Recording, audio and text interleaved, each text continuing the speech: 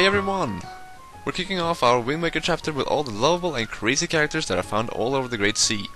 What more is there to say, other than we're the Once Triforce, I'm on the one, and this is our top 5 coolest and weirdest characters from Wind Waker.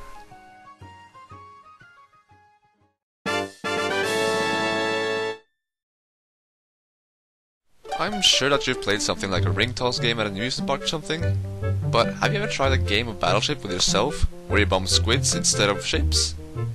It's really fun, and it's all thanks to Salvatore. This guy looks all bored when you first see him on Windfall Island, but if you pay him for playing, he will change his character by holding up a cardboard with a hole to put his face through and act like an admiral. He will then come out with a lot of dialogue with a funny accent to create a story for the whole game. While playing, he makes all these funny sound effects. If you lose the game, he'll go out of character and just say stuff, while he seems uninterested, but the funnier part comes when you actually win the game. He'll first say a few words in his Admiral character, before he switches to another cardboard that depicts a girl and other children in the background that's supposed to be the people you saved. But this is not all. On a very small island west of Windfall, you can find him with another minigame that's about shooting barrels in the ocean with a cannon. This time, his cardboards depict Tetra and the other pirates. And this guy is always standing. If you visit this island at night time, he'll stand there with a cardboard depicting a nightcap and a bed for him to use while he's sleeping. Standing. This is one weird guy.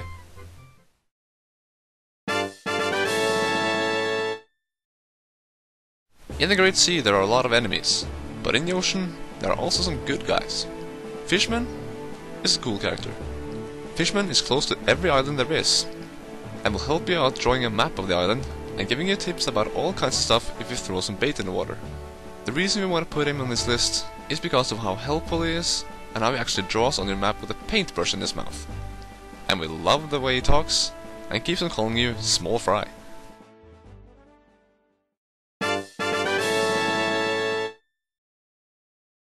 You have seen Daruna dance because he's happy. You've seen this couple dance because they're in love. You've seen this guy dance because he's an extraordinaire. Really? Does this look extraordinary to you? Could fool me with the way he's dressed. Tott is a guy on Windfall Island who's just dancing all day and night. When you start talking to him, it'll take some time before he takes notice of you, because he's all caught up doing these sweet moves. He keeps talking about some sort of rhythm that can change day to night and night into day, which you will learn from him using the Wind Waker. After he shows it to you, he starts asking why nothing's happening. Well, it's because you suck! The dance is a bit funny though. Yeah! Yeah! Woo!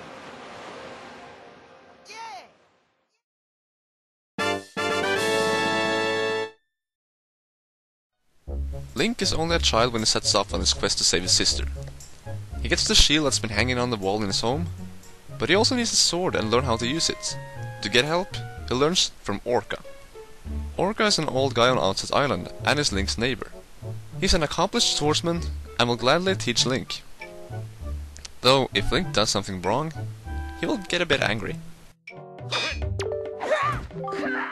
He's been searching for 10 Knight's Crests to learn a sword technique that's called the Hurricane Spin, but without any luck. However, if you get the 10 Knight's Crests and bring them to him, he will teach you that technique, and his reaction when you learn it is just hilarious.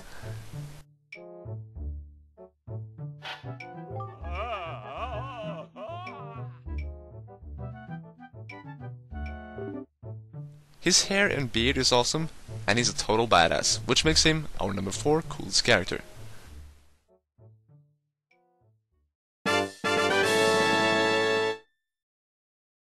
One of the 8 Triforce shards is found within the Cabana, which belongs to Mrs. Marie, the school teacher on Windfall Island. When we visited the Cabana before we got the deed, we were greeted by this painting of a butler on the door and a voice talking. He tells us not to touch him with our filthy hands. Then we just thought, how can we touch him if there's a door between us? I mean, there was a man speaking on the other side of the door, right? Well, think again. After getting the Cabana deed from Mrs. Marie, you're allowed to enter because it's yours. his attitude changes completely and he becomes this huge ass kisser. We went from filthy to master in just a few seconds. But like I said, we were sure that there was a guy on the other side of the door. But when we got inside, there was no person to be found, other than 3 cardboards depicting the same guy we saw on the door. 2 of them where he holds a towel, and one where he is dressed up as a maid. And he's got blonde braids of hair. Oh, wow. And why is there a puzzle of Zill here?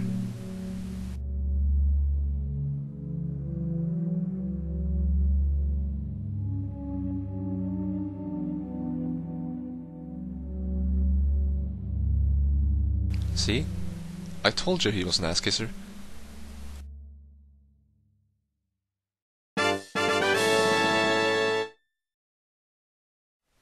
The Rito tribe is a cool race. We like how they look. We like how some of them are actually mailmen. So we just had to have a Rito on the coolest list. And we couldn't go with any other than Medli. She is just so adorable. We also like how her beak makes her look like a character from the Moomins. Well, it's childhood memories. Her role in her tribe is to be Valu's attendant, and she's a very caring character. She looks after Prince Komali and is very kind to Link. Medli is very brave and will take matters into her own hands, like when she tries to calm Valu down by going through the Dragon Roost cavern. It's later revealed that she's the Sage of Earth and must help Link through the Earth Temple.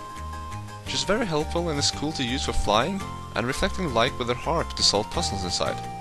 She actually looks very awesome inside the Earth Temple when it's dark around. Her red eyes really light up and makes her look very badass, even though she's really an adorable character. Plus, we just love how she gets dizzy if you throw her into a wall. It's a very nice little detail we find very amusing.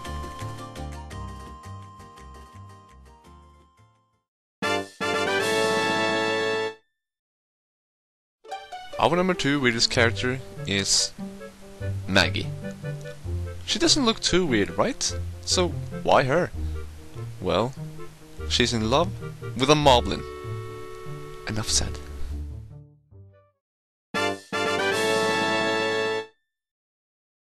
We named Zelda's alter ego Sheik the coolest character in Ocarina of Time. Our second place goes to the character she is before it's revealed she's a princess. Of course, I'm talking about Tetra. She's first introduced when Link and Errol sees the Helmrock King fly over Outset Island and drop her into the woods, and she keeps showing up throughout the game.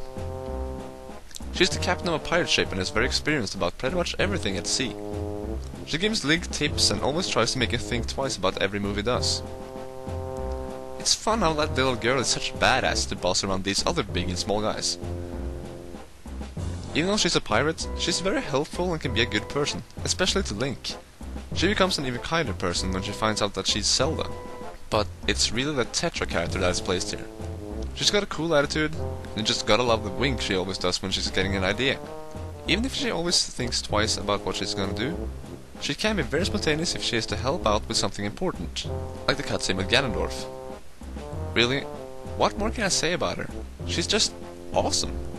But she's not our number 1.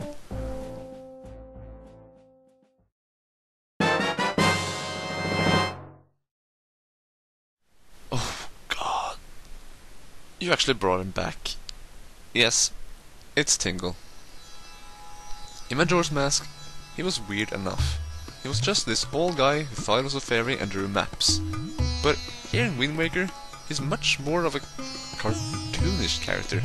When he says his magic words, he does all these weird moves and even a backflip. When you first find him in this game, he's in jail. What kind of crime did he commit to get locked up? Inside his cell, he's dug out a cave where he has hidden a pictograph box. But there are skulls inside his place. Has he killed anyone? And no, we did not think about this before we saw Peanut Butter Gamer's G-Files video. After you have released Tingle, he goes back to his own island where there's nothing but a tower where 2 guys who look just like him, only with different colors, pushes a couple of wooden bars to make the head of the tower spin. Why do they have to do that? It's not like he needs to produce energy or something. It's just his stupid head going round and round. Why does he keep slaves to do something like this?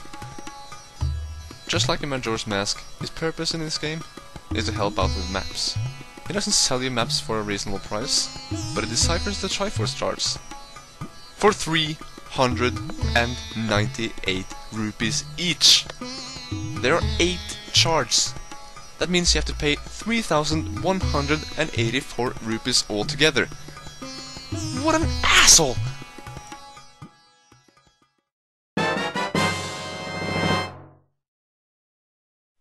So, who's even cooler than Tetra? Well, it's actually a pirate in her crew. A character that we loved from the second we saw him. And it's just a funny character. Our number 1 coolest character is Niko. He's got the lowest rank in the crew and has to do all the dirty work, like cleaning underwear. When Link boards the ship for the first time, he gets sent down by Tetra to work with Niko. Apparently, all newcomers have to answer to him. He acts a bit bossy and wants to look like an expert in everything. He makes you go through a test where you have to swing yourself between ropes that hang down from the ceiling to get over to the other side. According to Niko, it takes at least 1 year of training to make it over. He expects that you won't make it over and promises to give you a prize if you do it before that 1 year has passed. Which is very unlikely, as you probably will make it over within the next 10 minutes. He never meant to actually give the prize away, but as a man of his word, he still gives it to you, even if it means he'll get in trouble. You meet him once more inside the ship, while the rest of the crew were out stealing bombs and having a meal on Windfall Island. He is really happy and surprised to see that Link is still alive, and makes this awesome sound. In fact, he makes a lot of funny sounds.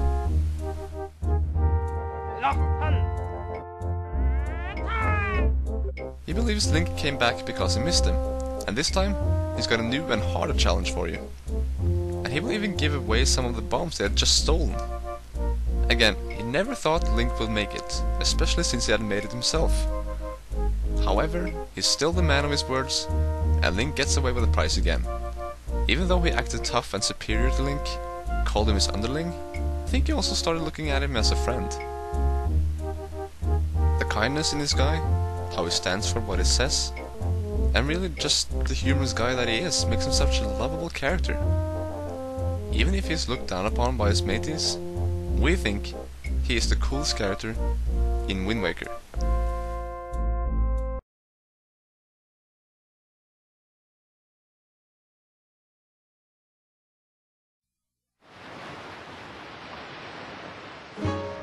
We hope you liked this video, and if you did, we'd love it if you hit that like button.